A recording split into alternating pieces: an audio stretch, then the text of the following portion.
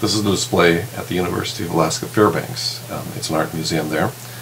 A very modern building with beautiful displays of artwork as well as native artifacts. We took a trip on a paddle wheeler on the Chainer River being the river that Fairbanks is located on. It's a very short river, only 100 miles long, and our part that we were traveling on was about 7 miles. It was very touristy, but still very nice. It was a fun thing to do. Oops. One of the things we got to see was a dog sled operation, where they raise the dogs and will actually train the dogs and do summertime ATV pulls.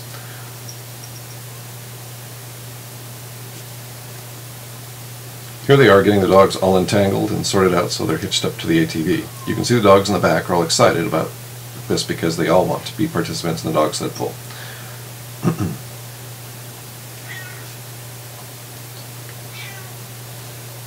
This is a recreation of a Native American buildings. This is showing the food storage cache, which is set up above the ground to keep the bears and other predators from getting into the food. These are reindeer, otherwise known as caribou. They're shedding quite a bit, as you can see. They're reindeer because they're pinned in and not running wild. The wild ones are called caribou.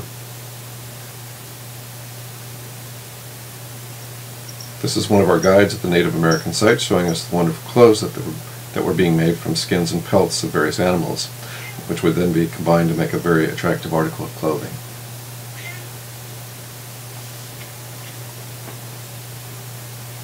This is a wonderful parka that was created using multiple pelts.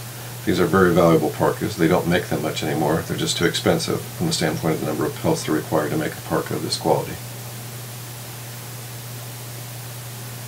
This is a monument to the Russians who spent time during World War II actually living in Fairbanks and ferrying aircraft from Fairbanks to Siberia during the Lend-Lease program that was going on during the early part of World War II.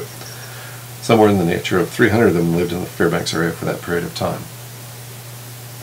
This is John. He's very tired now because he had to talk about all this stuff, so he has to sit down and take a rest for a while. This is the front of our hotel in Fairbanks. It was very attractive the way they had planted a lot of flowers in front, making it bright spot where otherwise it was pretty drab.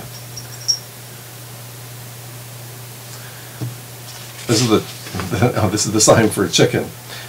It was a point where we actually switched vans. It was named Chicken because they couldn't spell ptarmigan. You can see this from a great distance away as you come down the side of the mountain and going down into the valley. This is the main attraction in Chicken. It's their cafe where they're supposed to have wonderful pies that are homemade. Fortunately, we didn't sample one. We should have, but we didn't.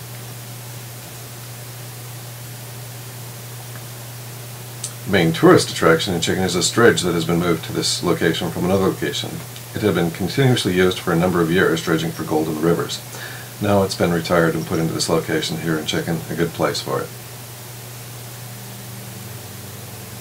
Here's Lori waiting for John to take a picture of the dredge and get going because she wants to get back. She doesn't want to miss the van because it's the only van we have. We don't know when the next vehicle will be coming through Chicken to take us in the direction we want to go, to Dawson City. And here's John, not worried about the van, just lounging around, getting his picture taken in front of the dredge so you can see the size of it, how huge it was. The sign says you can take a tour of the dredge, but we were a little short of time, so we're trying to squeeze in as much as we could. Here's another picture of the dredge looking at the superstructure of it.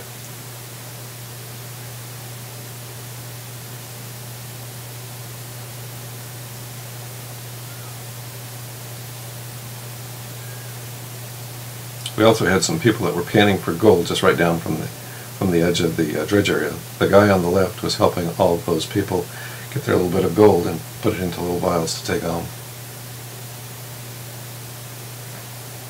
This is a silhouette of part of the superstructure of the dredge. I thought it made an interesting photo.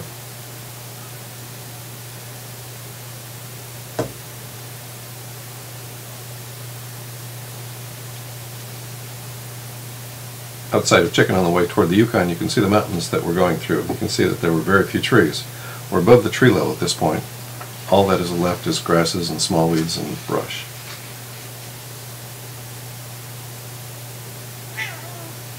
This is another view of that, again looking at the flowers that were blooming at the time of year. It's very pretty, very green.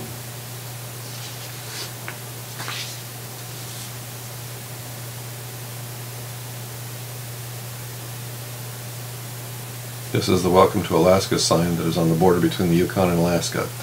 Part of the road that we're on is also called the 40-mile river region, as well as the top of the World Highway. This is all part of the Trans-Alaska Highway put together back in the 1940s.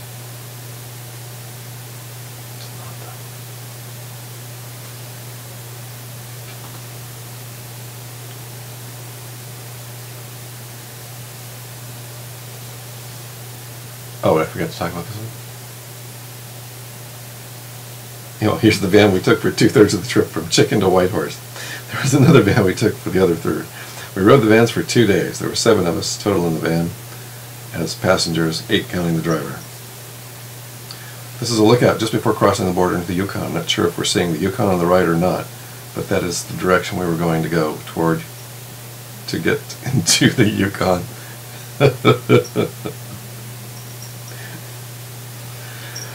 Since we did cross the border, I had to take a picture of the Yukon sign, and yes, it was larger than life. It was huge. It was big. They had a big, nice little border guard crossing where we had to have our passports inspected to make sure we were on the up and up.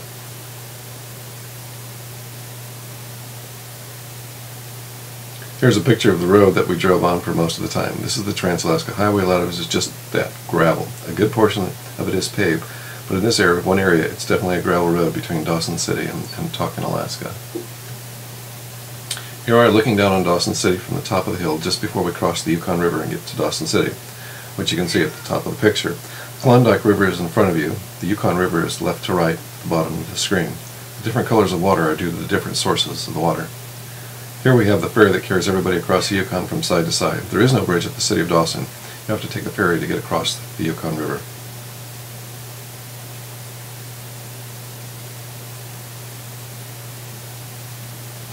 This is a picture of the Yukon River as we were crossing it in the van. The Yukon River is quite wide at this point.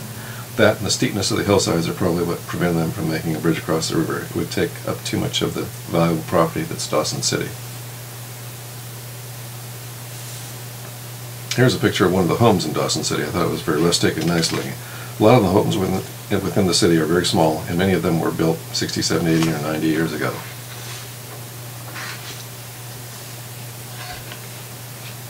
This is the hotel we stayed in. It's modular. It was barged up the river, the Yukon River, from Whitehorse. This particular inn has gone through multiple changes of style during the course of its life here in Dawson City. This is about 10 p.m. at night. Here we are the next morning. We're taking a look at the cemetery. You can see some of the headstones that they put up for some of the former residents of Dawson City.